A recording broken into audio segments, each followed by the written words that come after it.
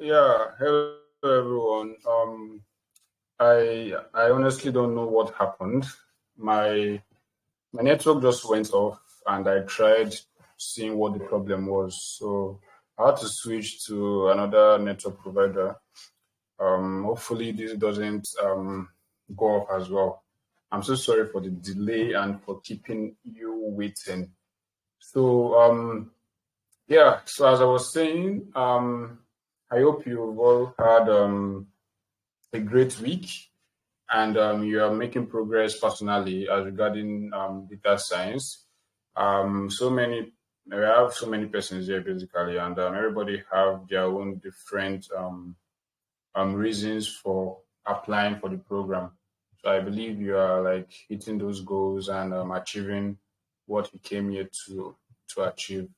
Right. So I said something in the last class that I was going to, I think a few classes ago that we had a new, an assistant tutor. So he's going to be assisting me basically strictly for grading. So he's the one handling everything that has to do with grading, although I intervene in cases where I need to intervene or come in. But basically, he's going to be doing everything with grading. He has been doing it before this cohort. He has worked with me before in cohort two. So um, yeah, so that's basically going to be it. I'm tagging him right now in the announcement group. Let me just see. Sorry, don't forget again.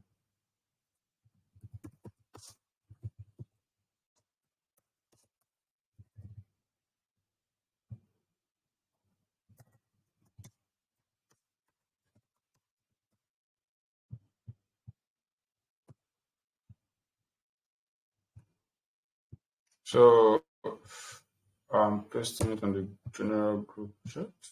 Let's see. Yeah. So his name is Timothy. He was in cohort one. So he started with us at the inception of this program. Right. So right after cohort one, he went on to start assisting for cohort two. So you can see how much growth you can have within a short period of time. So he probably didn't even have any idea or any solid knowledge in data science, but now he has actually developed himself to a point where he can actually be assisting me um, in this program, right? So yeah, I've tagged him on the group. So after the class, you can just do well to like welcome him. Anything that you might want to ask me, you can just tag him as well. Tag me, tag him, tag the class rep and assistant. So we four will be ensuring that the questions are answered. So the class rep brought some things to me regarding assignment submission. So this week actually has been very, very hectic for me, like very, very hectic. If it's left to me, I would have postponed this class, but I don't want us to miss another class because we've missed one already. So it's going to kind of overwhelm us at some point. So I've not been able to go through so many of the complaints and so many of the complaints basically that I've been getting from you all. Don't worry, I'll go through them, and the ones that I I had from the class rep. The assignment is going to be opened briefly. Um, I think it's going to be opened after this class. So those that tried submitting yesterday but couldn't submit should be able to submit. And I saw some persons saying they didn't score what they were supposed to score. I think one person said they got 5.5, why he believed that was not supposed to be a score. I said I was going to do the assignment correction, but the truth is that the assignment corrections is actually going to take a lot of time. So I'm going to drop a poll on the group after this class. If you all want us to have a separate class, that we're going to fix a class during the week to handle the assignment corrections right from week 2 to week 6, right? So it's going to be left for us to decide on that. If you want us to have that separate class, then fine. but I really don't want to bring it into our main class because of how much time it is going to take, and we still have a lot to cover. Right. So that's basically what I'm going to do as regarding that. So yeah, I think that's it generally. Um, Gideon and Nigeria, do you guys have anything to say before we proceed with the class properly? Good evening, sir. Yeah, good evening. Yeah, we want to really appreciate you and your assistance for your patience, your understanding, and your guidance throughout this course. God will reward you richly. But we have some few observations for our colleagues. Um, First of all, we want to thank some of our colleagues who have been proactive in answering other people's questions or complaints in the group. You are truly appreciated. We see all you do, and this shows the spirit of togetherness in us. Secondly, we observe again that some people don't read carefully the messages and instructions posted on the Telegram channel. The assistant posted a message last week concerning those who have issues with their week 2 to week 4 grading, and this message has a time frame. But to our surprise, some persons were still contacting us after we have forwarded such list to the tutor. I mean, it shows that you don't go through your Telegram channel. So I'll plead with us that please, at least, even if it is like 3 times daily, let's go to the Telegram career data science cohort 3 and check messages in all the channels that are available, please. And then some people also complain that they don't know how to use Markdown or to save their file with the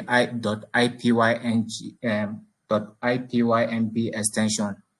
My assistant class rep and I, we organized a Google meeting, and to our surprise, only few people turned up for that meeting on Thursday. We have dealt on that issue. So please, at least by now, we shouldn't have complained that you don't know how to use Markdown or your .ipynb extension. Please, if you want us to serve you well, you will cooperate with us. Thank you, and we wish everyone here the best. Thank you, sir. Thank you very much, Gideon. Nigeria, do you have anything to say?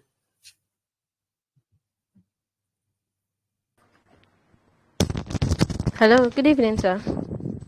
Good evening. All right, thank you so much. Most of the issues have been handled. You've spoken on them, and the class rep too. The only two things I would say is number one, just simply encouraging with what the course rep has said. If we can all just take our time and read the messages, especially the ones from me, the course rep, and Mr. Emmanuel, because most of the things we drop, the people keep on asking. And then the other one is simply the list that we sent to you for people that have issues with assignments from week 2 and 4. So I've simply let everyone know that you're working on it, and when you're done, I will get back to them about that. So that's it. And then we'll be expecting the poll too, because many people have been asking about corrections on the assignment and everything. That's it for now, sir. Thank you so much. Okay, great. So right. So the thing is that we're actually going to have that assignment correction. I feel and most of us would want that. So the poll now is going to be for the date of the assignment correction. So we're going to just like select some dates and time as well, and we're going to just put it out there as a poll and decide on when to do that correction. So it's going to be an exhaustive class. going to look at everything, and the class is also going to serve as a kind of look back on what we've done so far, like revision, right? So we're going to basically use that at the same time as a revision. So I advise that we don't miss that class. It's not our normal class. There'll be no attendance for that class. If you miss the class, fine. It's not going to affect you in any way, but it's going to help you. It's actually very necessary, right? I would advise that you don't miss the class. So when we decide on the time, it's going to be this. The poll is going to be put out today after this class. So please, class rep and assistant, just remind me. You probably even be the one pushing out the poll, but just remind me, so I will tell you exactly what to do regarding that, so we know when to fix that. I feel it's very essential. Actually, what we do previously, right, in the previous course, is that we do the assignment correction before each class. The correction for the previous week, we do it before that class. But the reason why we didn't do it for this course is because of the whole issue with the grading and all of that. We can't be correcting assignments while people have not seen that grade, you understand? So they will know exactly where they missed it and all of that. So when we do the correction, then you can now know exactly why you got this particular score, right? So because some persons have seen their grade and they're like wondering why they got it. So I'm going to actually go through not just the question itself, but the way the questions are answered and all of that. You understand why you got what you got. Because I believe, unless it was, I'm not saying it's not possible that there was an oversight, but most likely it's going to be based on what you answered. All right, so that's just going to be it regarding that. And I just want to let you know that the excuse that some of you are giving as regarding not submitting your assignment because of network issue, to be honest, is not a valid excuse, right? Because you can't tell me that you try submitting your assignment from let's just assume you want to submit on the deadline day, that is Friday. You can't tell me that you are trying to submit your assignment from 6 p.m. to 12 a.m. for 6 good hours, that the network was having issues. You can't tell me that. You can see I had a network issue now, and it was actually something that I didn't expect, right? I just resolved it, switched to another network, right? Even if you don't have another network, you can just find a way to just get someone to like help you with network or something like that. So you can't tell me you'll be struggling with network issues for that amount of time, and you didn't get it resolved. So that was the reason why you didn't submit your assignment. I'm just going to like allow this just for allowing sake, right? Because I'm in a good mood. But moving forward, I don't really see that as a valid excuse.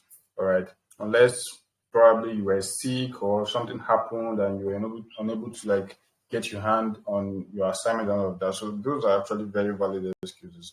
So we've taken much time already. Let's just move on to what we have for today. I hope I'm clear with everything I've said so far. All right. So all right. So today we're going to be continuing. We'll continue basically from where we stop, right? And as usual, I'm just going to do a memory refresher, so we know. I'll be sure we are up to speed, right? And we are in line with what we are doing. So, where did we stop in the last class? Can someone just briefly mention or just tell us in the group, where did we stop in the last class? Where exactly did we stop in the last class? I know we did pandas, but where did we stop in the last class?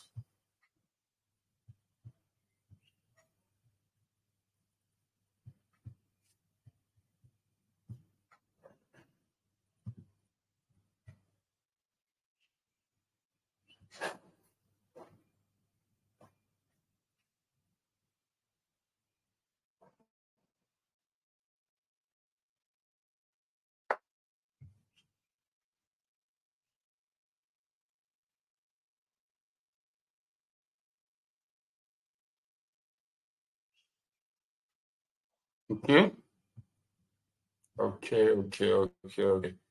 So let's just do a quick recap of what we've done so far. So most of us are saying replacing handling missing value, which is actually correct. So we started with pandas, right? So we start with, give me a second.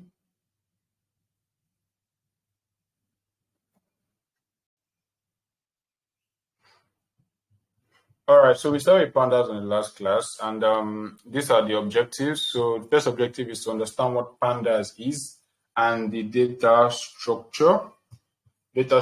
So by now we all know what the pandas is and the data structures that are peculiar or specific to pandas, right? So we talked about series data structure and the data frame data structure. So everything we're going to be doing will be evolving or will revolve around these two data structures. So you need to understand, you need to know these data structures very well. So you should also know how to perform basic operations on series and data frame. So we actually operations and data frames, right? So we looked at that in the last class. So we looked at some functions, we looked at some attributes, and we actually looked at how we can even import CSV file and work with it. So we should also understand the different data manipulation and aggregation techniques in Pandas. So we actually looked at some of these techniques, but we didn't do it. We actually didn't exhaust it. So that's where we're going to continue from today's class. So you can see here overview of Pandas data structure, basic data frame operations, data manipulation, data aggregation and group operations, data and time handling. We've not looked at data and time handling yet, right? We're going to look at that.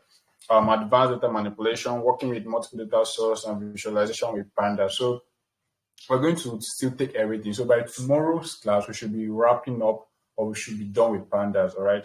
So moving forward, then we're going to look at Matplotlib, how to visualize our data, then we're going to move into machine learning.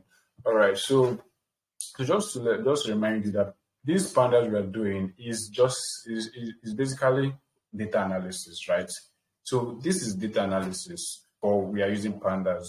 If you are doing data analysis normally, you can use other tools like Excel, Power BI, and the rest. But in Python, we use Pandas for data analysis. So Pandas is basically the library that handles everything that has to do or you need for data analysis. So if you know Pandas very well, if you are proficient with Pandas, trust me, there is basically nothing you'll be able to do or you will not be able to do in Pandas, right?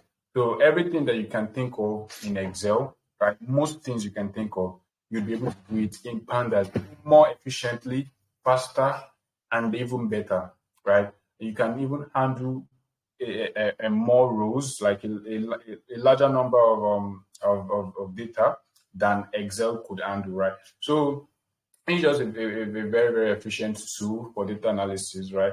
So if you are able to get this, even if you are able to get just Pandas from this whole program, I'm just saying, at least if you can know how to use Pandas, it's a good takeaway, right? It's a very, very good takeaway. If you're already in a job and you're a data analyst, but you just know how to use Excel, right? After this class, you should be able to transfer all the knowledge of Excel and then implement them in Pandas. Is going to even be more better, right? You can even introduce it in your place of work and all of that. So this is a very, very good skill to learn, right, in this program. So we are going to continue from there. So let's just go straight to where we stopped. So we stopped at where we handle missing data, I think here, right? So this was where we stopped in the last class.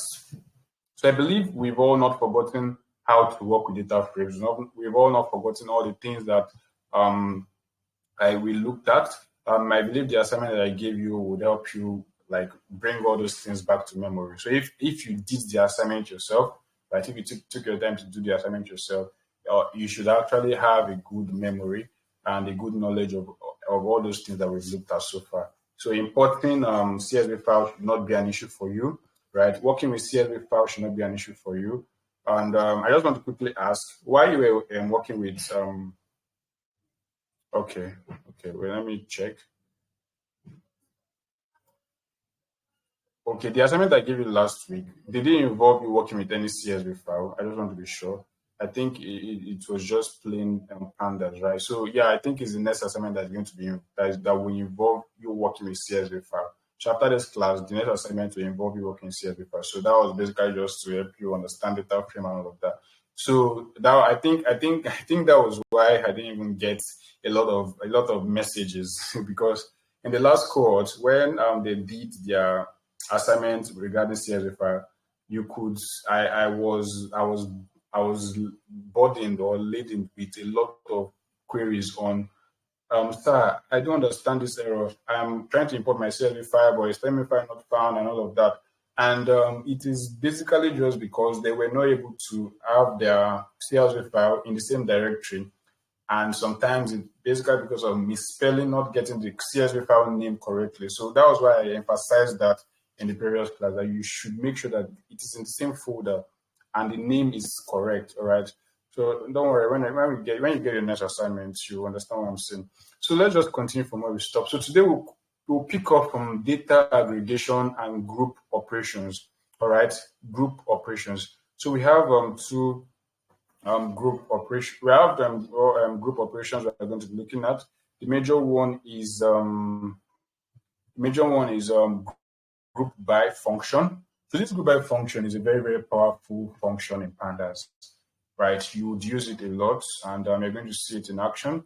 We also have aggregate function as well, right? So you can see some of the aggregate functions we have here, right? So we are going to look at date time handling. So this date time handling is a very interesting part of Pandas. In data analysis, generally, we have what we call time series analysis. The time series analysis is a different kind of analysis that has to do with sequences, right? Time sequences. So there are different techniques that you implement in working with time series data. So Pandas can do that, right? But we are just going to look at how to handle time data, right? If you have a particular column that has time data, how do you handle it? How do you approach it? We're going to look at that, right? So we're then going to look at advanced data manipulation, like merging and joining data frames. And I'm going to look at, anyways, we've looked at how we can get our data from CSV files and some other, basically CSV files for now. So that's going to be it, right? But this is what we are going to follow for today's class, right? So if you've gotten this material and you've seen the material, you should know that at the end of the material, we have the steps for data analysis, right? So this is what you are expected to follow when analyzing your data with Pandas, right? So the first one is data acquisition and loading. Am I too fast? Am I too fast, or should I continue? Should I slow down, or should I maintain the pace, or should I increase the pace? I need feedback. Quickly. Why is it just 3 persons that answered? We have 133 persons on the call. All right, great. So maintaining the pace. Someone said increase. Okay, increase. Okay, I think we are actually good. So nobody's saying I'm too slow. All right. Nobody's saying I'm too fast. All right. So now we have the first one, which is data acquisition and loading. Then this basically has to do with getting your data into Pandas, right? So this is the initial stage for data analysis, right? When you acquire the data, right, you have to like import it into Pandas environment, right? So your data might be in CSV, might be in Excel, it might even be in a database, right? If you've worked with database before, you will understand that, or if you worked with a company before, you understand that, or you know that most of the time you are working with their data, you are getting it directly from their database. It is most likely not going to be in Excel format or like CSV file. It is something that is stored, right? It's a kind of programmatically stored data. Like once the user like perform some operations, it is stored in the database, right? So you pick the data directly from the database and work with it. So Pandas gives us that functionality as well. So we have a library called Pandas SQL, right? But we are not going to go into that. So just for you to know that we can do that, it's a possibility. So we can also programmatically generate data. This is just a jargon for creating data frames with dictionaries and all of that. So after your data acquisition and loading, the next step is data exploration and understanding. So in this case, now I want to quickly ask us a question. Is data exploration and EDA the same thing? Quick one. Is data exploration and EDA the same thing?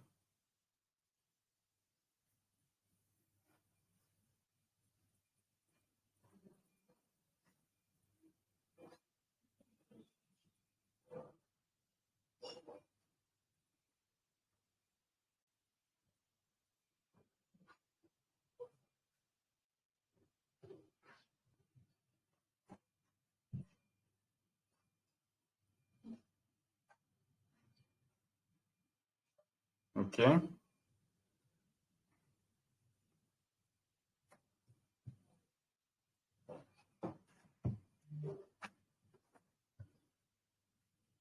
I need more answers.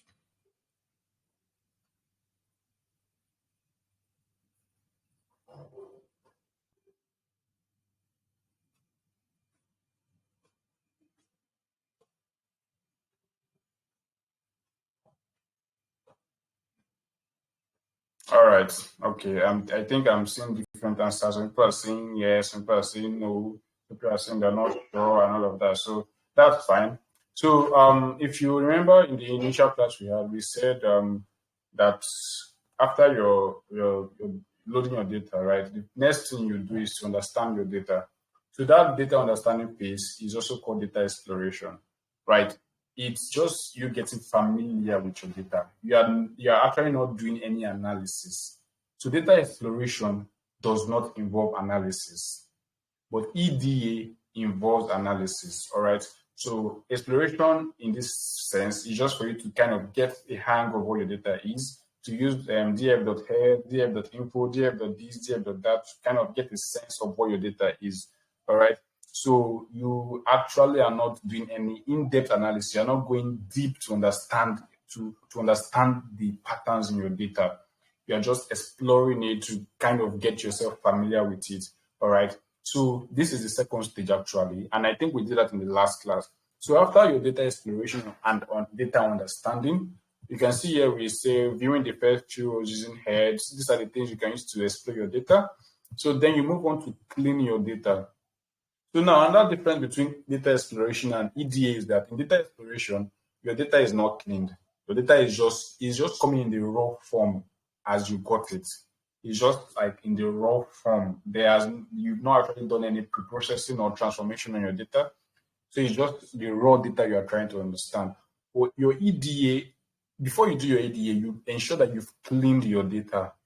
So that's another difference between these two. So in summary, data exploration and EDA, they are different things. They are not the same. It can be confusing. It can be conflicting because of the name, the exploration and exploratory stuff, but they are not the same. Just keep that at the back of your mind. They are not the same thing. So moving on, you would have to clean your data and pre-process it. So this pre-processing is basically used for when you are doing your machine learning stuff, right? So when we get there, we're going to look at it. But for data analysis, what you do is just to clean your data. Sometimes some persons call it transformation. So you data cleaning and data transformation, right? So in this case, you clean your data. So there was something we did last class, which was handling massive value. So that's actually a technique in data cleaning. All right. So after you clean your data, you will now then enter into exploratory data analysis. All right. So this is actually the main analysis. This is when you do your analysis, right? This is the main thing. This is the end goal of getting your data. You want to do your data analysis. You want to explore your data. All right. So depending on what the problem is, if you are given some set of problems or some set of questions to answer, then you are going to follow those questions. But if you just want to just explore data to understand different things, different relationships, then you are free to just dabble around and kind of just understand what your data is all about. But that's basically this. These are basically the steps to that are involved in analyzing your data. So you can see in this EDA we have the group by function, which helps in your EDA, right? So we're going to look at that. Your EDA also involves visualization as well, right? So we might or we might not do the visualization today. We might do it tomorrow's class. So today and tomorrow's class will basically be for these steps I have mentioned, right? So you get an understanding of how to approach analyzing your data. So now you can see we have other things, right? We have feature engineering.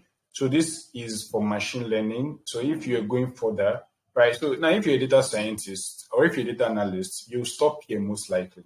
This is where you're going to stop, right? And you can present your insights in a graph or a dashboard or whatever, right? But if you're a data scientist, you would do all these things and you still move on to do your feature engineering, if there is need for EDA, you can do it. But if there is no need for EDA, as a data scientist, you can just skip it and come to, because your aim is to just build models. So you do your feature engineering, which we're going to talk about, and then you're going to do your data modeling and analysis. So this is where you start building your models and all of that, where we're going to start introducing machine learning algorithms and so many other things, right? So, and then you can visual. Okay, so you can end up by creating visualizations, right, and communicating your insights.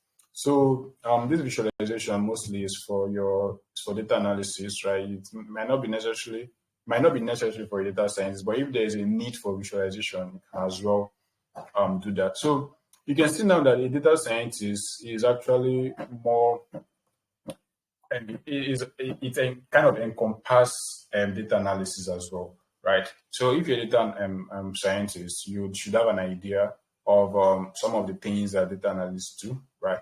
So most likely we are going to have that. We do have that knowledge with Pandas. So attendance is now open. So please, you can go ahead and sign your attendance as usual. So it's going to stay to the end of the class, right?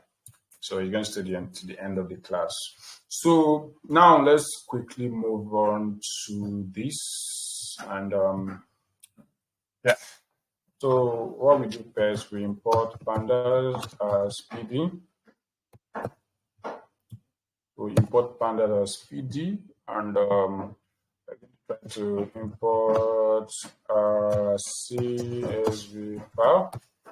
So file name, I hope I still remember this file name. Someone just quickly remind me what file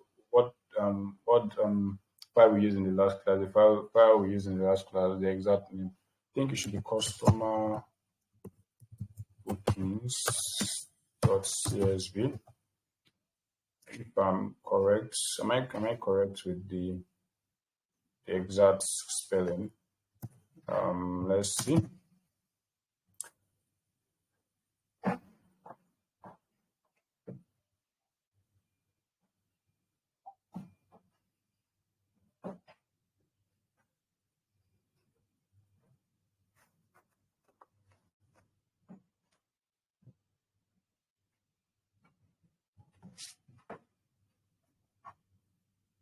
Okay, no S in the booking. Are you sure? Okay, but let's just try with S first. So I just need the code that we use to read our CSV file quickly. Someone should just help us with that. So I'm just using this as a refresher to kind of revise what we've done previously. Can someone just tell us what function we use? Just write the exact code I'm going to use to import this particular file now.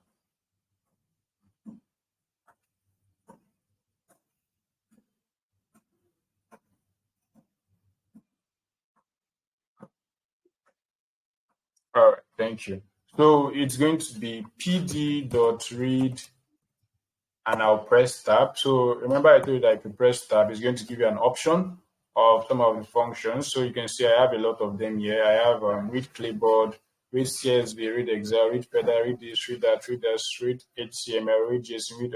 So you can see the number of file formats that we can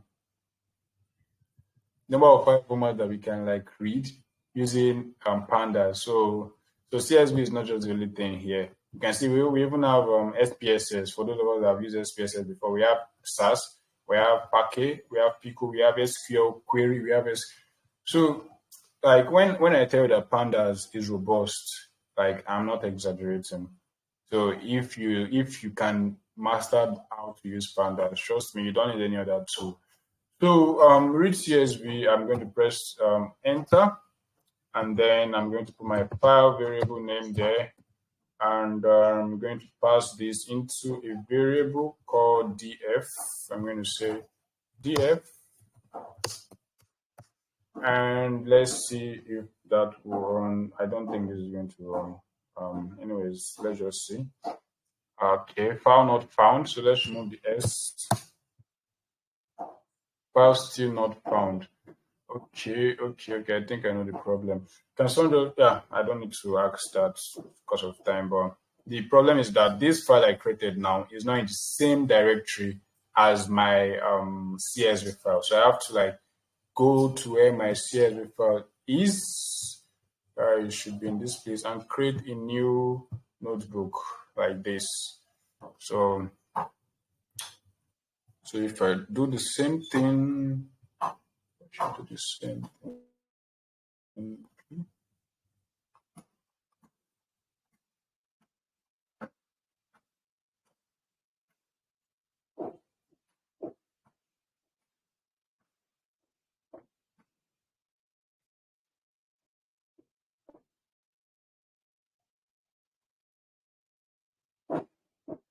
Okay, so let me copy and paste all of. Let me just say import Pandas as PD, and then come here. Let me just copy the one that I have.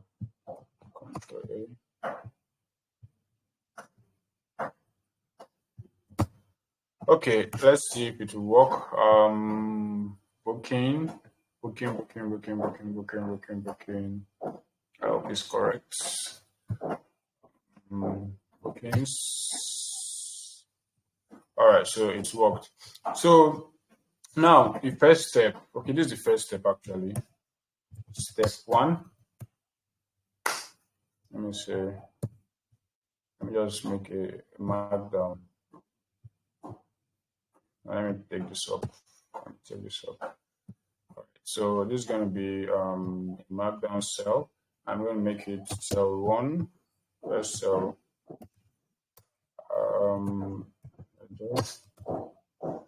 Step 1. Data loading. Loading your data. Data loading. Okay, so this is just basically it. It can be as simple as this, and it can be as complex as working with the database and some other creating data pipelines and all of that. So, but just know that the first step in analyzing your data is loading your data. So it can be as simple as and straightforward as this, or it can be as complex as working with the data engineer to create an ETL pipeline where you have to extract, transform, and then load it, and then you connect to the secure database and load it directly. So this is just the first step basically. So once you've loaded your data, and you can move on to the next step. So step 2 here would be step 2 should be understanding data. Let's just say understanding. What's wrong with me? I went to school now. Understanding your data. Okay. So you need to understand exactly what you're working with. So once you've imported your data, you can come up and say, let me just know what my data looks like. Let's just assume that I have not seen this data before now, and I want to. So I'm just going to come here and say df.head. So very simple and straightforward. Let me see what my data looks like. Oh, so I have this. These are the things I have. So I basically have data with different data types. And you can see number of passengers, sales channel, trip type, purchase lead, length of stay. Okay, so you can just be scrolling through. So I'm going to just like show you exactly how to approach it. So just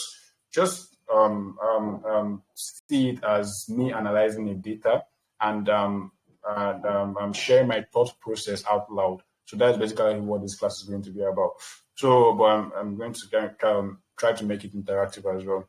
So once you go, you just basically see the data. So normally you try to scroll left to right to see how many columns, right?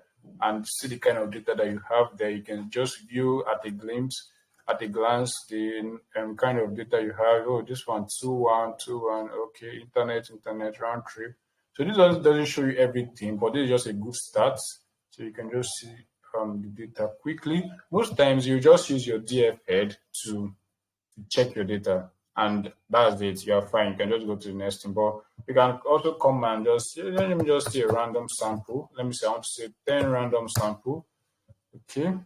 So you can now see that this number of passengers have more numbers. So we are still seeing internet here. Doesn't mean it's only internet that is in this place. So these are the questions you should be asking yourself. You can be looking at this. purchase lead, you can ask yourself, what does this purchase lead mean, right? This 97, what does it mean? What does this 350 mean? What does 40? So these are the questions you'll be asking yourself. Length of stay, what's the unit? Is it 4 days or 4 hours or 4 seconds? So as a data analyst, these are the questions that should be popping up in your mind as you're going through your data. So ideally, when you are sent the data, you are usually sent with a data dictionary. Or a data dictionary basically mean an explanation of your data and an explanation of each of your column, right? So that's basically how it should be. So each column should be explained that, okay, this is what this column is. This is the unit for this column values. So you understand exactly what you're doing going into your data. But let's just use this for the class sake. So you understand, what does this length of stay mean? Does it mean days, months, or hours, or seconds, or weeks? Flight hour, okay. From this, you know that it's 7 hours, is in hours, 11 hours. So this is the flight day, this is the route, booking origin, okay. So you can start to understand what your data is all about, and you need to also know what each row corresponds to, right? What each row corresponds. So each row is a unique record that is a unique record, basically. So you have to know what that unique record is. You can actually say, is it for a particular person, right? Or is it talking about a particular flight, or is it talking about this or that? So you should understand what each record is. So looking at this now, let's just try to decipher what this particular row is. So we can see that we have number of passengers here, right? We have sales channel, we have trip type, we have purchase lead, we have length of stay, we have flight hour, and all of that. So this probably is going to be will correspond to a particular flight, all right? So a particular flight. So the record here is corresponding to a single flight. So that's basically what you need to do, right? So you try to understand what each record corresponds to. So depending on your data, the record might be different. It might be pointing at something else. So that's basically how you do it for a start. So trust me, data analysis takes time, right? It's not something that you just do hastily. So you take your time to go through all this, understanding your data and all of that. So once you do your head, you can come and say, okay, let me still understand my columns. How many columns do I have basically? Or you can quickly just do df.shape quickly to just see, okay, I have 50,000 records or 50,000 rows and just 14 columns. Okay, you can say, okay, great. So this data is actually a large data set, having 50,000 rows, which is pretty good. So if you are working on a machine learning project, this is a good number to kind of build a reliable model. So you can just start from there to understand how large the data is. Then you can just use this info to just get everything at once. So this info is mostly what you will use directly instead of doing your shape and your this thing, getting each column. So instead of you doing, let's say, df.shape to get your column and row, and coming to do df.columns to get all your columns, you can also come and say df.info. So df.info just gives you like a lot of information in a single display. So you can see here we have all the columns here, all the 14 columns that we have. So this is a data frame. These are the entries. We have 50,000 rows and we have 14 columns. So these are the rows here. So you can see that each column, some of them have null values. So if it does not correspond to 50,017, that means there are some values or there are some rows in that particular column that have null values. All right. So you can see we have the number of passengers, the no null value. We have there are null values, it's not up to that. We have this null, we have this null, we have this null, we have this null. So the ones that don't have null are the number of passengers and booking complete. So automatically, or with this information, you should know that yes, you're going to work on handling missing data. So these are the things that you think of. Once you start seeing that, some of your rows have missing values, so you now say, okay, you have to actually find a way to work with those missing values. So you now start looking at each of the column. So now that's when you start doing what we call in data analysis, we have what we call univariate analysis. Let me just type it out here. This is not a data analysis class, so we're not going to go in depth into it. So we have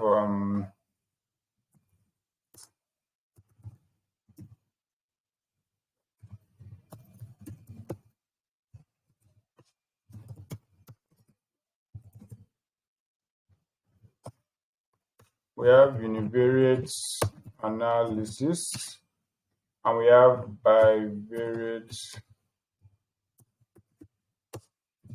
analysis. So we also have multivariate analysis, right? But it's well, you can just put it there as well. We have multivariate analysis.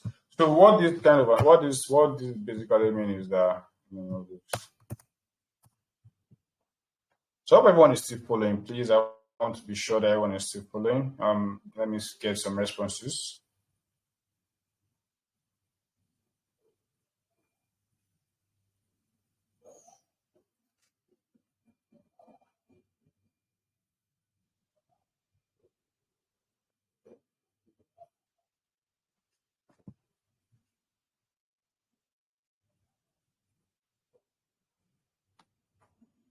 All right, great. So these are the basic kinds of analysis that we have. All right, let me go back. So we have univariate analysis, we have bivariate analysis, and we have multivariate analysis. So this analysis, they focus on different things. So for univariate analysis, it focuses mainly on a single variable, right? Bivariate analysis focuses on two variables and how they relate to each other. Multivariate analysis focuses on more than two variables and how they relate with each other. So these are the types of analysis, right? Although, yeah, these are basic types of analysis.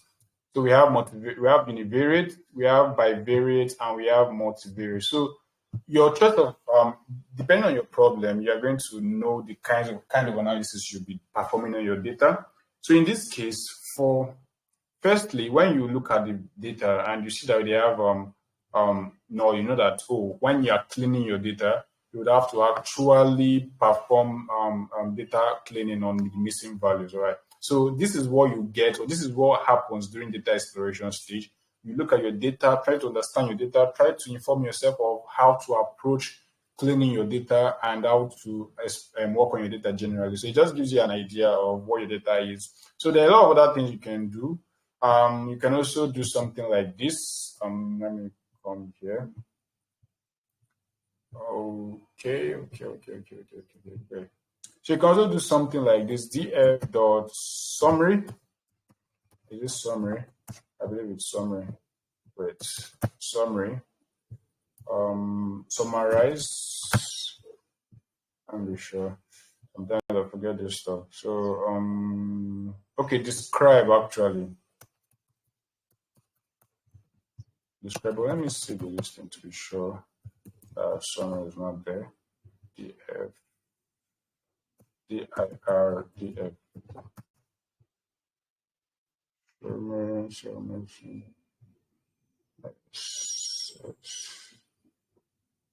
Okay.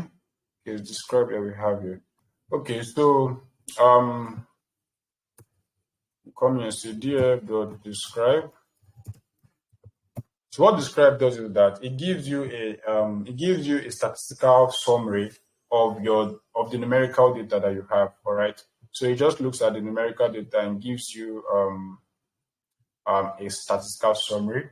So you can see that we have the number of passengers here, we have purchase lead, we have length of stay, we have flight hour, we have this, we have that. So these are the different statistical summaries. So we have for here we have count, we have mean, we have standard deviation, we have minimum, we have maximum here, and we have the interquartile ranges, right? 20 percentiles rather. We have 25%, we have 50%, and we have 75%. So these are simple statistical summary of your data. So if you, a better way to present it is just to come here and say .t. So what does this .t here do to this particular data?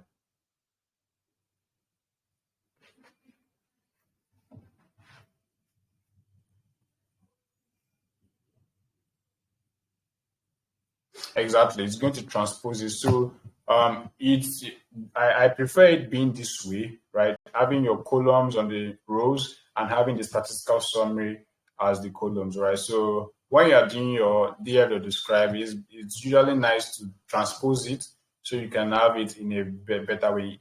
This is because sometimes you have a lot of columns, and if you have it in a normal way, it's going to just pan into the screen and you have to be scrolling. But having it this way is better, right? So you can see everything at a glance. So someone asked a question. Let me just answer that. So he said, "Are we working with this data we are working with? Is it multivariate?" Yeah, this is a multivariate data, right? But we can actually perform those three kinds of analysis on this multivariate data.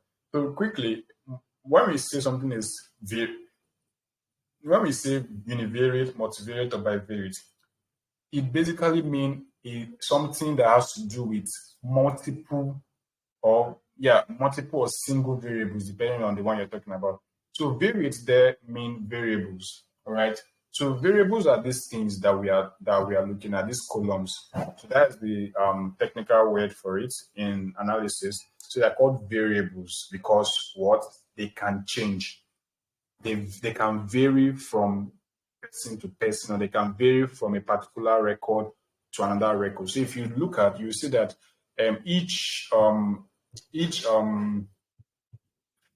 value in a particular variable or column, they are not the same thing, right? So that is what we call variable, or something varying. It can vary from this one to this, so it is not the same thing, right? That's why we call it variable. So we are going to be using the word variable like moving forward. So if I say variable, just know we are talking about column, a particular column. A column is like a generic word for it, but variable is more specific, all right? So when we say multivariate means multiple variables. So quick question, is this data a multivariate data or not?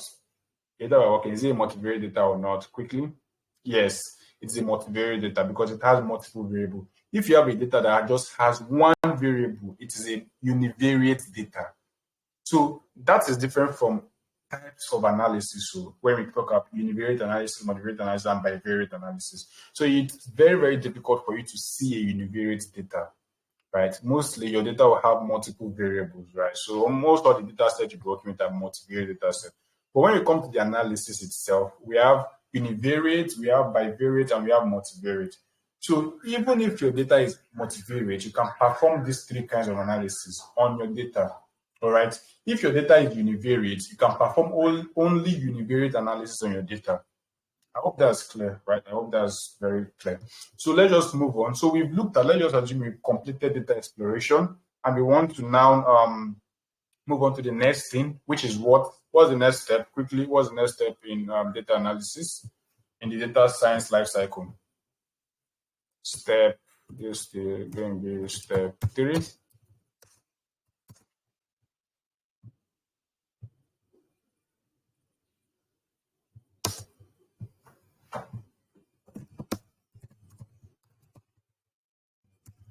All right, so the next step here is going to be what we call data. What did I just do right now? All right, the next step is going to be data cleaning. No, it's supposed to be here.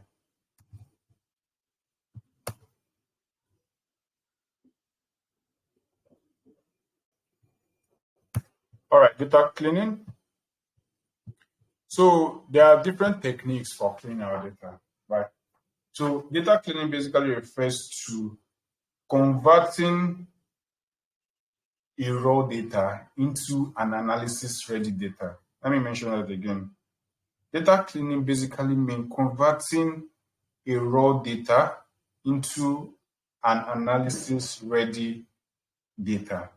So the data you get directly from your CSV file is not the data you want to analyze. All right, it's not the data you analyze. The data you analyze mostly have to go through data cleaning. You have to clean it. So you just see it like this. If you go to the market, right? You go to the market and you buy vegetables, you buy stuff that you want to use to cook, you buy carrots, you buy tomatoes, you buy pepper and all of that. Are you going to bring those vegetables you bought and take it directly to the pot to cook? No. Why? Because you're going to be cooking a lot of rubbish, right? You'll be cooking dirt and bacteria and a lot of things that you don't need that is actually going to harm you. So what you need to do is to take it through a step, which is what cleaning of those vegetables or those things that you've gotten, so that when the cooking you're going to be doing is going to produce something that you can eat, something that is good for you, right? That's just the best analogy to use for this. So once you get a data, the data is mostly likely not good for analysis. So you have to take it through a step, what we call data cleaning. It has to be cleansed. It has to be cleansed. Like, let's just use, you have to sprinkle it holy water so it will be clean from evil. I'm just joking. So basically, you have to clean your data so it will be ready for analysis. All right.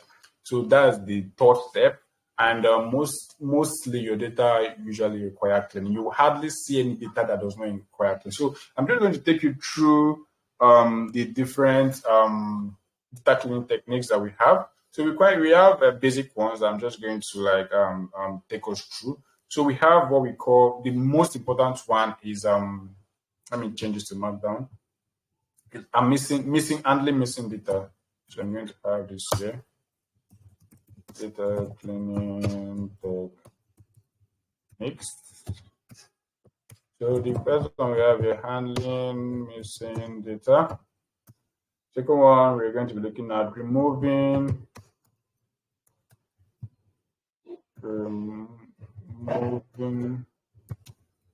duplicates.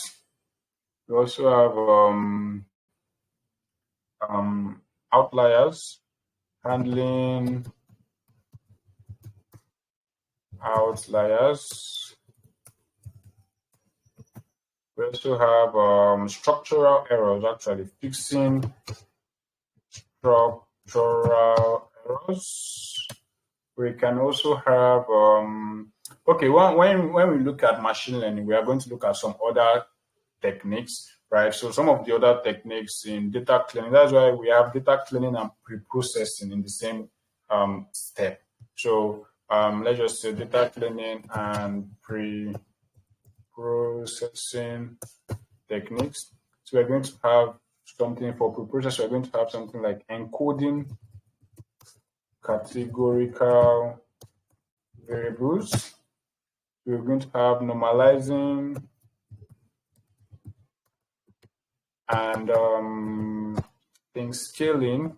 Scaling the data. We're going to have correcting data types.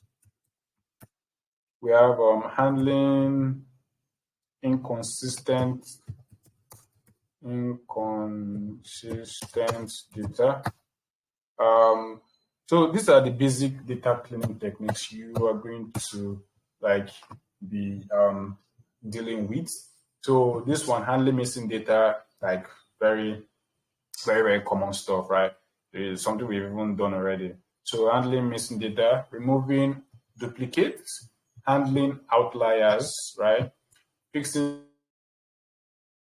structural errors, handling inconsistent data, right? So an idea for this inconsistent data, maybe in a column you have male and female, but some rows have male spelled like this, male.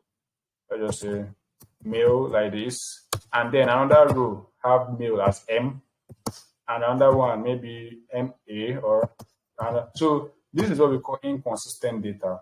Okay, so you need a category to be the same thing, to be consistent, so it will be easier for you to analyze. So this is, so you have to look at your data to understand the different values in that particular column. So see, data cleaning is a lot of work, trust me, especially when your data is very dirty. It's a lot of work. You are going to be doing a lot, because garbage in, garbage out is a very popular phrase. Once you have a dirty data, you're going to have a wrong analysis. So you have to ensure that your data is properly cleaned. So we're going to look at some of these techniques, right? So the first one is handling missing data. So let's just look at how we can do that. I'll just give you a hint of these things, because if I should go in depth into like doing all this stuff, we are going to literally sleep here. Trust me. Like we are just going to stay here till whenever, but like probably to 12 midnight. But anyways, it doesn't actually happen for all data. There's some data that are actually easy. Like trust me, there's some data that just they don't give headache, but some data, like, so it's better for you to understand how to handle those problematic data. So when you see the ones that are not problematic, it's a breeze for you. So yeah, let's just look at how we can like quickly handle missing data. Handling missing data. So what are the two techniques I told us in the last class about handling missing data? Like the two techniques for handling missing data. Quickly.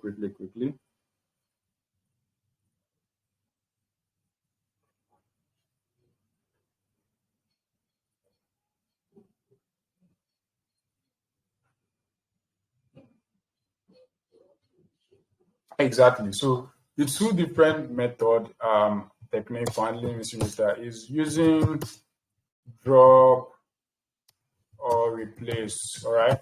So you can use either of these two, and there are different things that would inform your choice of it. Okay. So let's bring out our data here. We have df.head. This is our data, right? So from here we can't really know where our missing data is. We can't really know. So to just get our missing data, we'll just come here and say df dot. Can someone quickly tell me this function? I think we did in the last class.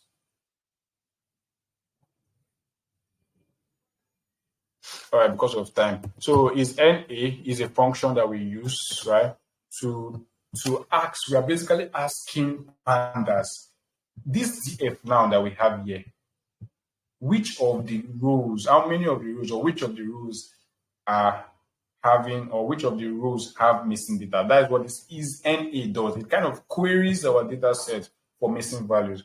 So if we just run it like this, we're going to get what do we call this thing that we are seeing right now? What do we call it?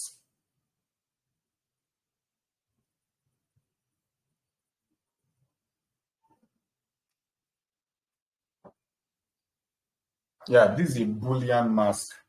All right.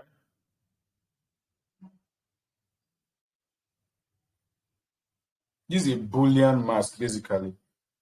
So it shows you, it kind of, when you use this as NA, what it does is that it performs a conditional operation on every single value. So we have what? Let me just get the size of this our data set. So let me say df.size. We have 700,000 values. Like I want that to sink in. We have 700,000 values in this our data set, and this this is NA computes a conditional statement for each of the values. Right. So what it is doing for each value, saying it's do something like this. Is you can say, let's say value 1 equal to NaN, something like this. So let me just put this thing here. NP, let me just say NP, import NP. I just want to show you something. NumPy as NP. So now this is the operation that is being performed on all the 700,238 values in our data frame. So this one here would be replaced by every single value, whether it's a number or a categorical variable or whatever. So it performs it. Now, the reason why I explain this is so you understand the importance of vectorization. So if you are using the normal for loop, like doing it one after the other, we're going to sleep here before you get this kind of Boolean mask. So vectorization literally performs the operation at the go at the same time. So that's why you get this thing very fast. So you should now begin to appreciate the concept of vectorization. All right. So this is basically NumPy that has been made up, that has been dressed to look fine. But what is happening is NumPy vectorization under the hood. All right. So this is something that you might not really get in other places. So I'm taking my time to explain it so you understand. So when you do this is NA, you get a Boolean mask. So for you to get a reasonable output, you have to actually use this Boolean mask. And how do you do that? Now remember that this Boolean mask corresponds to a number. If I come here and I say true plus true, you see I get what? True. Does this make sense? I am doing true plus true and I'm getting 2. How does that make sense? True, to you, you'll be thinking, is true not a text? And so what Python sees when it is true is 1. And what Python sees when it sees false is 1. If I come here and I say true plus false, I'll get 1. Because 1 plus 0 is what? 1. If I come here and I say false plus false, I'll get 0 because 0 plus 0 is 1. If I come here and I say true plus true, I'll get 3. If I continue like that, true plus true plus true plus true, going on, I'm going to get the same thing, right? So this is basically what happens when we come here and we compute. Let's see, for this particular colon, if I compute all this number, if I get the sum of all these numbers here, of all this Boolean value, I'm going to get a number. So if I come here and say is n, someone just asks is n and is null the same thing? They are the same thing. NA null, anyone you want to use, is the same thing. It will give you the same thing. There is no difference at all. All right. So it's basically the same thing. So if I'll come here and say is null and then sum. So when I say sum, it's basically going to take the sum of each column, the sum of the Boolean values for each column. So this number passenger is basically added up all the Boolean values. So the reason why we get 0 here was that every value from the first row to the last row, everything was 0 and false. So if you add 0 in 50,000 places, it is going to give you what? 0. So the second column we have here, sales channel, it gave you 10. This 10 basically means that from row 1 to row 50,017, we had 10 rows that had true as the Boolean value. So those true basically mean those places had missing values. All right. So that's basically why we have this 10 here. So the same thing for every other columns that we have. For trip type, we have 5. For purchase type, we have 25, and so on and so forth. So this is the first step you do when you want to handle missing values. You would compute the sum of all the missing values for each column, and you will now start handling each of the missing values column by column. You can see where it is being headed, like where we are headed now. You can see it's going to take time to do that. So you have how many columns? We have 14 columns. So you have to handle missing values for 12 of those columns individually. All right. So if you actually maybe you are probably lazy and you don't want to go through the pain of checking each of the columns, you can basically just drop everything, right? Right. If you want to use the drop method, just drop it, and you don't have to handle them individually. But if you want to replace the missing values, you have to do them one after the other because each of the column have different data types. right? Each of them have different data types, and they have different set of variables that have different meanings. So you have to understand the meaning and then apply your the technique you are using on them. So let's just use sales channel for example. So let's handle the missing values for sales channel. So I will come here and say df sales channel.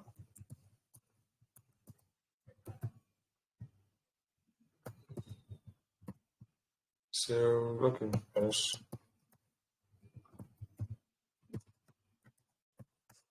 All right, so this is my sales channel here. Now, what I'm going to be doing now, I'm going to be working on this particular variable, yeah. So to understand this particular variable, I need to know the unique values because this is a categorical data, right? I need to know the unique values that are in this column. Is it just internet that we have here, or are there other sales channel that were being used? So to do that, there's a function called unique. So if I come in and say unique, right? Unique is going to tell me, return the unique channels that we have, or the unique values we have. So in this particular sales channel, we have 3 unique values, right? So if you want to get just the number of unique values, you put n at the front of this unique, it will be n unique. And if you run it, it will tell you 2. You have only 2 unique values, right? So is this making sense? So for you to see, just remove the n and you see, so we have internet and what mobile. So because we have missing values, we have NAN there, which is a missing value, which is what it is to represent missing values. So this is basically how they will say, okay, mobile and internet. Okay, great. So you can now start looking at how you can replace these values since you want to replace it. All right. So you can come here and you can say mode. Mode is like a function to get the mode, the name of the function. Let me see. I can't use main on this, but let me see where I'm going to get length of stay.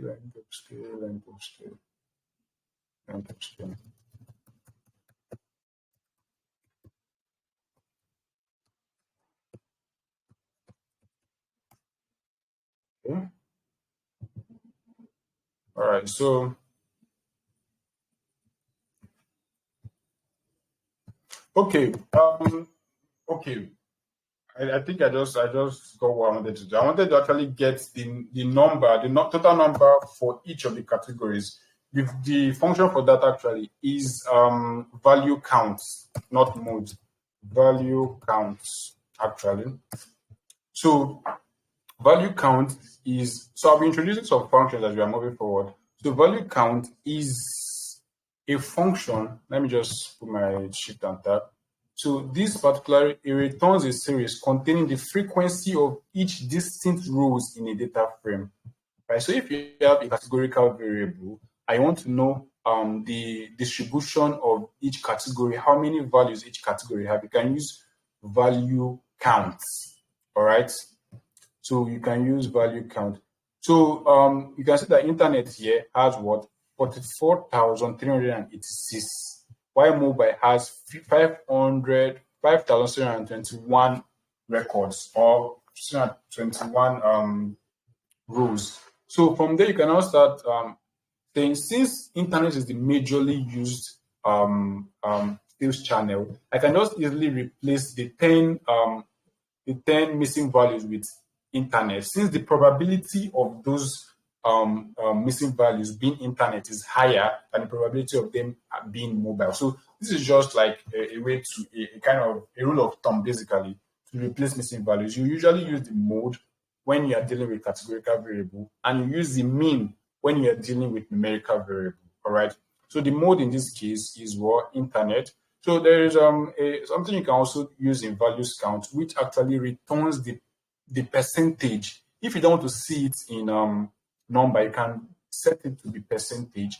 So let me just check it again. Normalize. Yeah. So the argument is what we call normalize. and by default normalize is false. By default normalize is false. So if I want to make it percentage, I'll just come and say normalize true. So you see that it has been converted into percentage. So we now have 8%, which is the same thing. So 0.887 is 88% if you multiply times 100, while 0.11 is 11%. Right. So this is basically how you can get the value for each of the number of rows for each of the categories when you're working with categorical variable. So your analysis or your data cleansing will depend on your data type. So this is how you approach it for this particular data type. So now let's say we already have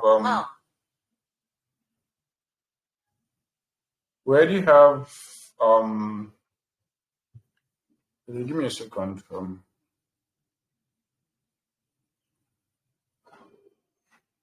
So yeah, we already have our this thing here. We have internet and what we have mobile. So to replace the missing value, just come here and say df sales channel dot field NA, and you can come and say something like this. And say either you just pass in the internet directly, or you can do something like this. Let me see. You can do something like this. Let you pass internet directly. Do something like this. DF sales channel dot mode. All right. So what you're passing here, what this thing will return, it will return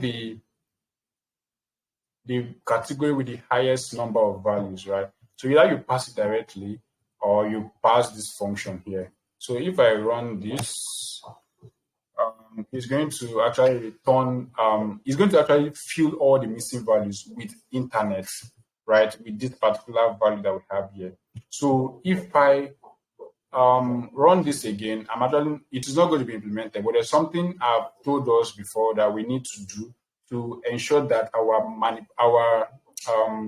whatever it is that we do or we perform on our data frame is implemented. So what's the function or what's the argument that we need to include in this fill NA function? So it's called in place, in case you've forgotten. So we'll see in place equal to true. So we are going to now run it, and then it has stamped that formatting that we've done. So if I come here and I run this thing again, if I run this sum again, you would see. Let me see. Sales channel. Okay. Let me see something.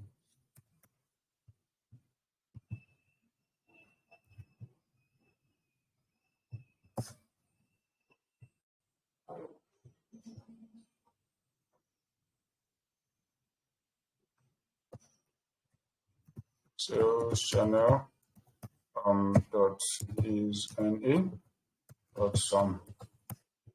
Then so why did not open? Did I run this?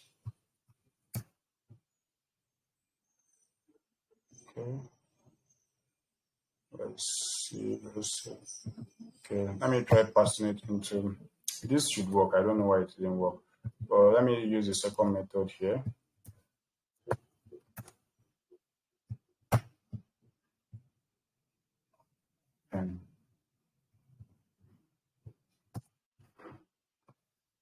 Okay, let me try this on another column. Well, I don't know why this isn't working.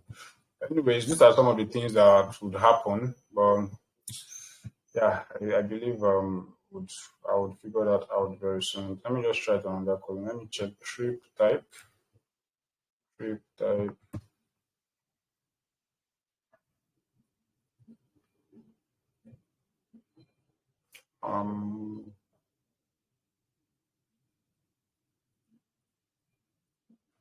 Let me see. Do you have the trip type rather? Trip type. Trying to see if I'm missing something. dot is NA dot sum. Values. So we have 5 values here. So let me fill it. Fill NA. Fill NA, and we're going to pass in this df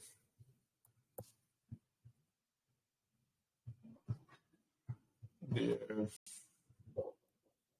fill type. Say, but let me just see the different trig type and just fill it manually first. So here dot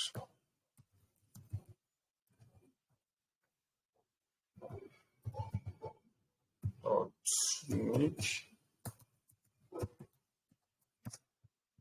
So let me take this just randomly.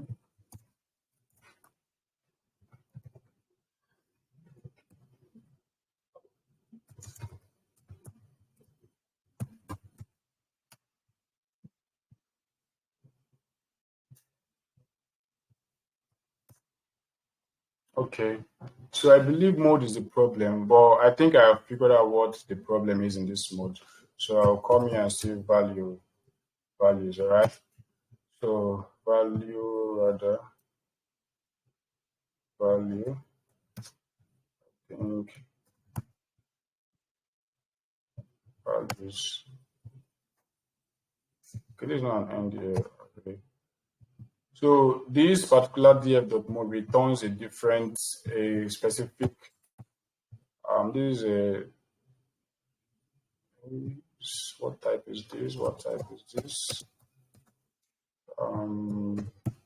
This is basically how you debug, how you fix issues. So this is a peek into how I think when I face issues. So it should help you as well. When you are having some certain issue, this is the approach you should take. You should just test things out and see whether the issue is from the function or from whatever it is you're doing, right? So this is a very normal thing. And the thing that makes you standard is how you actually handle issues like this. Issues are definitely going to come up, but how do you tackle them, right? So that is what we call debugging in programming, debugging. So if you are very good at debugging, you're a good programmer. So it's not necessarily about writing good code. And like, if you can debug problems, then you're actually a good data scientist. So let's see. This is a Pandas series. So since the data Pandas series, we should be able to use index now. Be able to use index, and I should be able to use values. Of course, we should be able to use values. So if I come here and say the values, what do you say? Type. Okay, I can say, okay, this is okay, I'll just come and say 0. All right, so let's see. Okay, you can see it has changed now. So the problem was that what this particular function here was returning is not the correct data. So you need to ensure that it is returning exactly internet. It is returning internet, right? So when we run this, this particular mode operation, you see that it gives you a series. So what we were returning directly to this fill any function was a series. So Pandas didn't understand how to do that. So we have to extract this internet specifically. So that was why we use values, and this values returns a list. So we can now extract this particular use indexing to get internet out of that list, and then pass it into this function. So you get your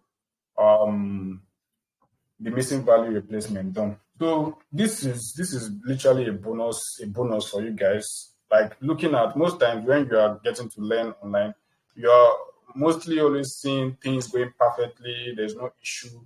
But this is basically how things happen.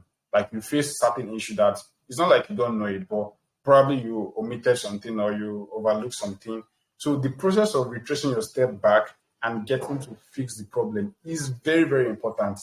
Very, very, very, very important. So that's basically how you can handle missing values. So you can use fill NA.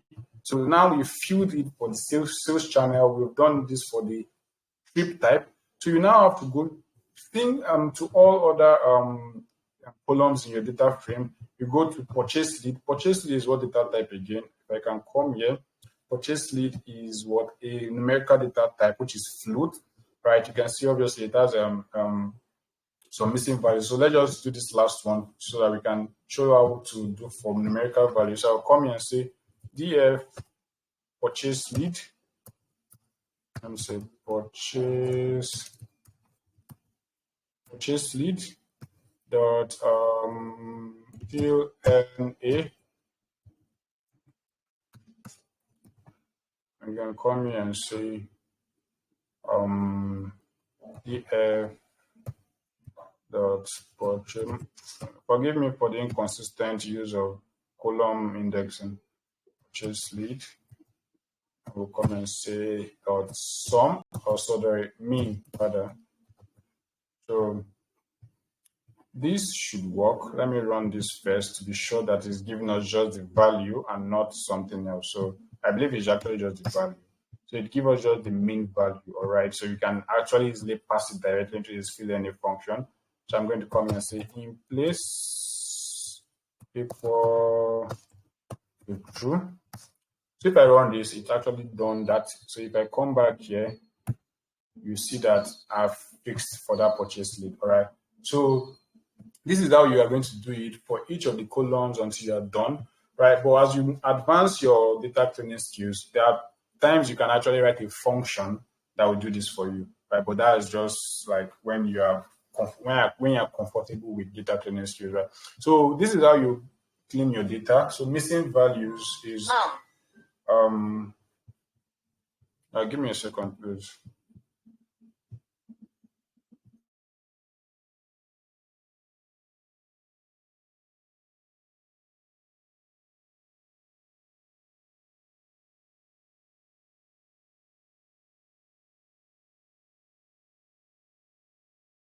Okay, so this is basically how you handle missing values. So let's just quickly look at one more data cleaning technique. So we have what we call duplicate, handling of duplicates. So let's see. Let me come here. So actually, handling duplicates is actually very easy and straightforward as compared to dropping missing values or handling missing values. So I'll come and say handling duplicates.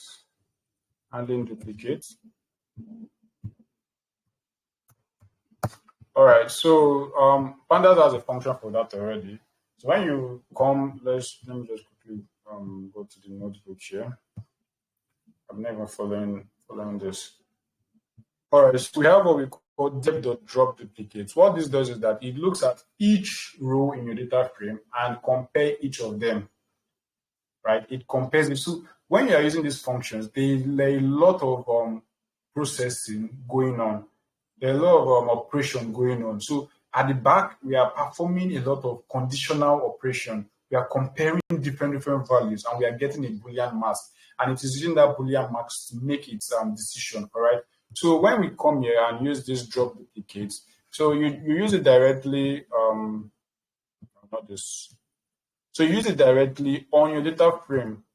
You can actually use it on each column, which is a series, but in this case, you just want to drop the duplicates on your data frame. So I can just come and say drop duplicate by those shift tab. You see that what this does is that you return data frame with duplicate rows removed. All right. So it compares each. Let me bring up my data frame again. So what it does is that it compares each of this row. It takes this row, compares it with this row, take this row, compares it with this row, take this row, compares. So it creates a Boolean mask of all the comparisons, and those ones that are true, it drops one of them. Right? That's basically what happens in drop duplicate. So if I come here and write drop duplicates, let me see. It's going to work, right? It's going to work. You see that it has dropped a lot of duplicates, and we now have 49,282 rows from 50,000 rows. So now this is how the drop duplicates work. But if you want to know how many duplicates are in your data, you can actually use a function called duplicated, I believe. Duplicated, yeah. So let me just come here and search some. So you can see that we have 735 duplicates in our data sets. All right. So it has looked at all the records and compared them and seen that there are 735 duplicates. So it's now, after you've checked it using duplicated, you can now come and then use drop duplicate. So this drop duplicate is going to just drop it for you. And remember, what did I say? For it to be implemented, you have to what? You have to come here and see, because if you run this cell and you come here and say df dot duplicated, right? So this df dot duplicated, you see you still get 735 even after dropping it, right? But to make sure it actually effect on the original data frame, you just come and say in place equals to true, or you pass this into your data frame. Pass into your data frame, right? So these are the two options. So let's just use in place here. So I'm going to do this, and then if I run this, you see that duplicated what is now 0. We now have 0 duplicate values. All right, so that's how you handle duplicates in Pandas. It's actually very straightforward.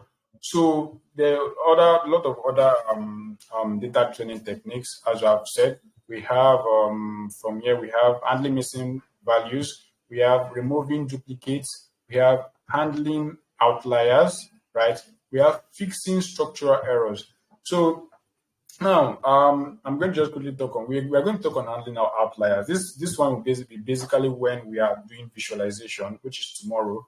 So, but fixing structural errors is going to be something like when you have a data set with columns that have a kind of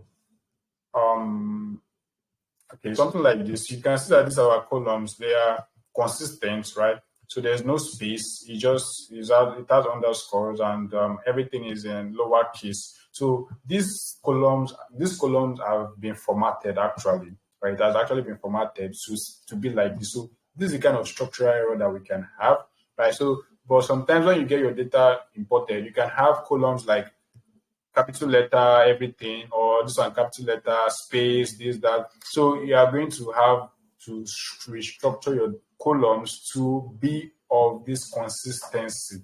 So it's something we're going to look at as well, right? When we use a different data set, we're going to look at how we can actually fix that kind of structure. So, but to work on your column, let me just show you how you can actually work on your column with what we have already. So let's quickly look at that. Let's say you want to convert this our column names to capital letter, working on your columns. So if I say df.columns, to give me my columns right as a list, if I come in and say .string, this .string here is a function that allows you or that gives you access to so many functions. All right. So if I come and I say dir, print dir, don't worry, we'll soon be rounding up. I know it's 7 already. You can see we have a lot of functions here that we can perform on our column. So this is a string function. It converts these our columns to strings, and we can now perform string functions on our column. So you can see we have a lot of things here. So this one is where is that one? Where is one I was looking for? Lower. So we have lower here. So when you use lower, it's going to convert all your column names to lower lowercase. We have upper. Where is our upper? We have upper here. So you can convert it to uppercase. We have replace. Where is replace? Replace here replaces your colon. So if you want to replace a space with underscore, you can actually use replace. So let's just look at how we can do all of that quickly. So we have the string, let's say upper. So you can see that all our columns now have been converted to uppercase. right? So in some cases, when you import your CSV file and all your columns are in uppercase, you can actually convert everything to a lowercase. So just for consistency, because you are going to be referencing your columns a lot. So you want to have it in a format that is easy to access, in a structure that is easy to access. You can actually even change your column names, right? You can actually change your column names. So if you want to change it to lower back, you can say lower. So this doesn't affect the original column. To change it, you have to just pass df.columns, pass it to df.columns basically. So this is how you affect it, right? You perform what you want to perform here and then pass the output to df.columns. So if I want to replace my underscore with space, I can come here and say underscore, and then the second argument would be what you want to replace it with, right? So if I come here and I call my columns, df.columns, you can see that the underscores here has been removed and they've been replaced with space. But this is not really a good way to have your columns, right? So you most likely want to always replace your spaces with underscores, right? So this is how you can actually perform some operations on your columns. Just take note that when you want to perform any action on your columns, you have to introduce this .string function, right? So this .string will give you access to a lot of string functions that you can perform on your column. So when you want to perform them, when you add this string, you can now start using different functions, replace, lower, upper, this and that. All right. So yeah, that's basically it for that. So there are a lot of other structural errors that when looking at your data, you would see and notice them. So they vary from data to data. You might not necessarily have the same thing for different data sets, right? So it's based on what you saw during exploration that will now inform how you handle those things. So this is, you can see how data cleaning is hectic. Like that is basically what we've dwelt on for most of this class. And it is just 3, 1, 2, 3, right? So although this encoding the categorical variables, normalizing and scaling data, these ones are not going to be done now. It's going to be when we are looking at machine learning, right? So, but this is the idea behind data cleaning, all right? This is the idea behind data cleaning. We're going to actually look at more of this in tomorrow's class because I want to allow you you all to have a good understanding basically on how to perform some of these things or most of these things. So don't worry, your assignment will also help you as well. Right. So let me just close with this. So we have let me see how much is remaining if we can cover them. So we have EDA, right? We have EDA. Okay, so basically it's actually EDA that is remaining. So I think we'll just leave this for tomorrow's class and wrap up today's class, also end today's class with what we've done so far. So yeah, we've actually like looked at some things. Basically, I've taken you through my thought process on how a regular analysis is being done, the step-by-step process of looking at the data set and understanding it and trying to clean it. And yeah, so this is how you start or how you approach analysis using Pandas, all right? So it depends on the data you're working with, but you just need to have an idea of the techniques to use, right? So I think that's going to be it for today's class. I don't want to overshoot. I know most of us have things we are doing, so I don't want to like encroach into your time. So as usual, we're going to be taking questions at this point. So if you have any question, please just indicate by raising your hand, and we're going to answer them. If you have any question, anybody with question? All right, Manfred, Emmanuel, you have a question. You're on mute now. Please go ahead and ask your question. Good evening, sir. Yeah, good evening.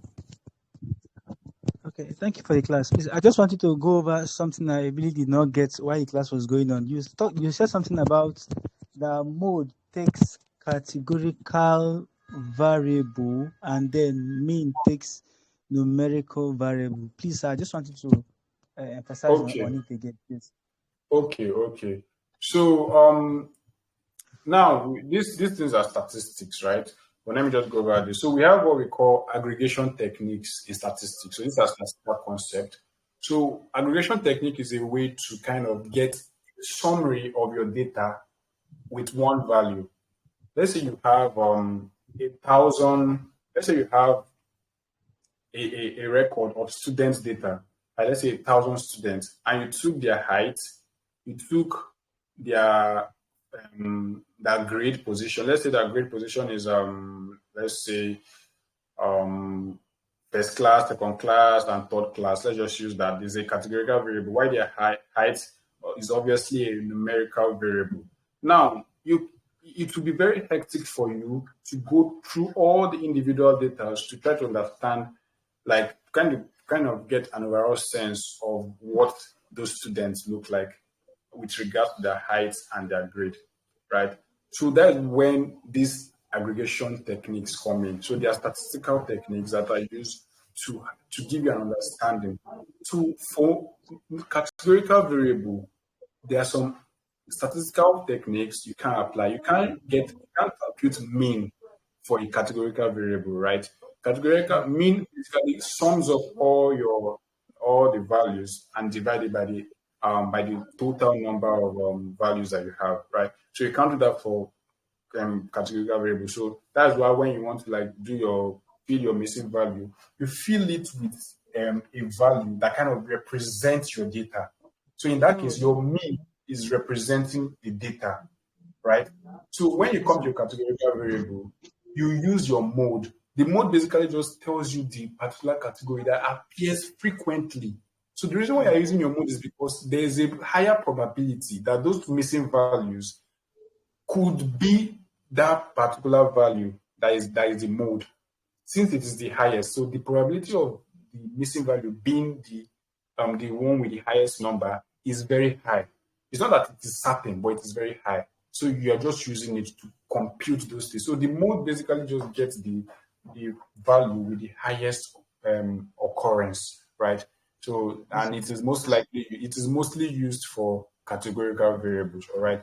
It's not like you can't use it for numerical variable. It doesn't really make sense. Like you can't try to get mode for height, right? That is decimal place, unless maybe the numerical variable is a finite kind of variable where you have maybe like number of passengers. Now where we have 1, 4, 3, 2, right? You can use your mode for that, right? Mean, depending on how your data is, you can use mode or mean, right? So these are statistical operations. Statistics is a different thing entirely. So data science also has to, when we're talking about the different fields that make up data science, we talked about statistics. So this is where statistics comes into the task. All right, so you have to understand these different things so you can know how to work with them. So I believe that answered your question. Perfectly, sir. It does. Thank you very much. All right. So anybody else with a question? All right. Bello, Janet, you have a question? Please quickly shoot. Good evening. Actually, the question has been answered. I just don't know how to put down my hand. All right. I think that's great. Okay. Sunday, Salah Sunday. Please ask a question. Okay, sir. Good evening, sir. Yeah, good Thank you so evening. much for the class. Yeah, someone asked why the class was going on. That how do we can we do the data cleaning before putting it on on digital notebook? Can we do the cleaning? Because I think the cleaning takes a lot. The bulky part of the time. Then there was a question I asked that you said you were going to address during today's class. So I asked that is it possible to bring back a column after it has been dropped? So you promised to answer. Okay, you want to ask that question? Yes. All right.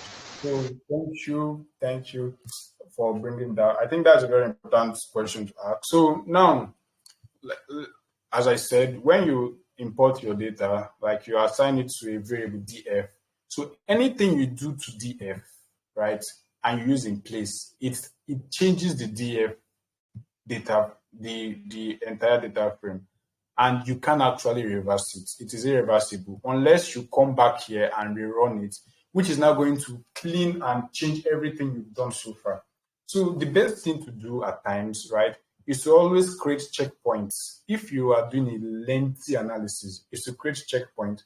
So if you've gotten to a point where you have done a lot of cleaning and all of that, you can just come and say, okay, let's say you finish cleaning now. You can come here and say df copy equal to df. All right. So what you are doing here is that you can say checkpoint 1. So you are creating a copy, right? Okay, I think the function here, okay, you can just assign, you can just do it like this basically. It's going to just copy the data directly. So you are copying everything from this df to this df copy, all right? So you can now continue working with your df. You can now come and, like, let's say you want to do exploratory data analysis, you can do that. So in case you get to any point where you actually did something and you want to revert back, you can come back and then recopy this copy to your df. You can come and say df equals to df copy. So you're going to now recopy this df to your df, and so this is just the manual way of doing it, right? So that is why you should be very careful before you make any permanent modification in your data set. So you just try to make as much copy as you can of your data set at certain checkpoints to just track your entire analysis process, so you can revert back and all of that. So I think that is just one of the ways of doing that. You can actually like research some other ways of like doing it, but I feel this is one way of keeping track of your data set. All right, so yeah, I think. Okay, sir. And then the second question, that can you do the cleaning before bringing your data to Pandas? Yeah, sure. Like, can you do it on a phone? Yeah, And you can. Like you can actually, you can do the cleaning and then come to data pandas and just do the EDA in pandas. You understand? You can actually clean your data using any other tool. Pandas is also a tool, just like any other tool. So the one you can work with most, use it. Right? If you now want to do your analysis in pandas, you can now bring it into pandas and just go straight to your analysis. thank you so much, sir. All right. Got it clear. James Jimmy, ask your question, please. Jimmy, Jimmy. I don't know the pattern. Yes, sir. It's just the same question Salah will ask. That in case you can go back to that cell and erase the in place function or the variable you pass and then rerun it again, would it still come back? Okay, what do you say? If you can you like just come Like the question he asks about if you remove a column or you drop a column, can you still access it back or add it back? So my question is, since you have imported added the in place function to make it permanent, and you go back to that cell and remove the in place, like you erase the in place you added, then rerun the function the code or that cell, won't it provide the same information as of the beginning? No. Once you've done in place, it has changed it. Like whether even if you remove in place later, like it is not going to like reverse it. You basically changed it as long as you've done in place. So if you run your code again, it will not change anything, right? So once you've done in place, before you use in place, make sure you are certain, or you just create a backup of your data. You can actually do it the same way I've done it. Or there's actually a function that I can use to copy your data set, which is df.copy. And just say df.copy, rather, and then to copy everything basically. So to your new, you can call it backup df, right? So that's just be careful, right, and create backups of your data from our checkpoints. So I'll take the last question. Thank you. We'll call it. So Justice, I will never DM you first. Please ask your question. Okay, no worries. I'll DM you first, sure. Ask your question, please.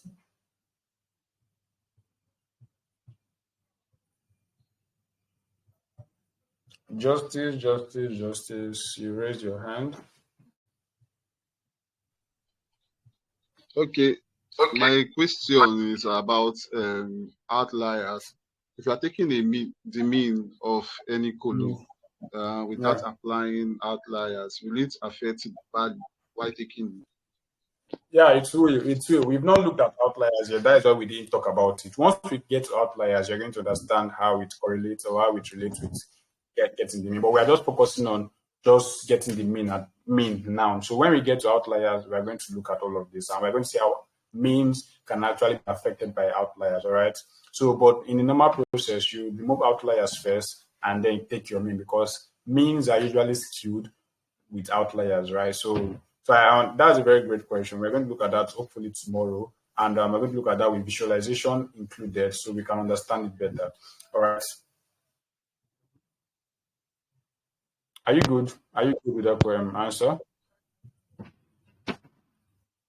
All right. So I think that's going to be it for today. Let's just wrap it up. Every other question should be asked in the group chat.